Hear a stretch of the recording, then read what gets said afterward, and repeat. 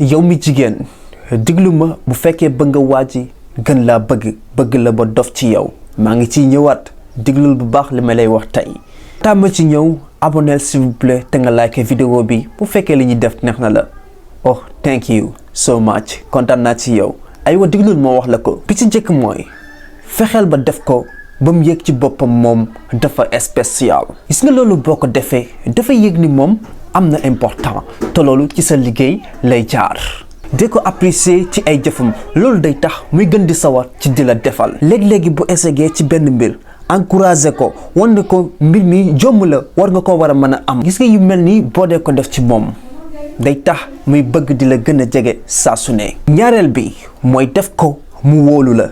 gis nga kóolite dafa doon loo xam ne dafa am solo lool ci relation nit ki bu la wóoluwut rekk seen diggante mën naa bañ a yàgg wala bu ngeen dee dund seen diggante du neex ci ay xuloo kasa ngeen di dëkk soo bëggee nag mu wóolu la da ngay fexe saa bu nekkee ak yow mu nekk ku confortable du am benn déng-déngal ci yow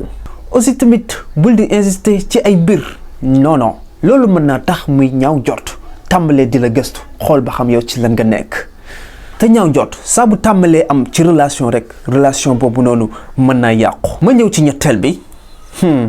non bàyyi leen ma yam fii ba ngeen wax ma dollil ma xool ba xam affaire yi intéressé na leen su ma gisee ay dollil yu bari rek damay ñëwaat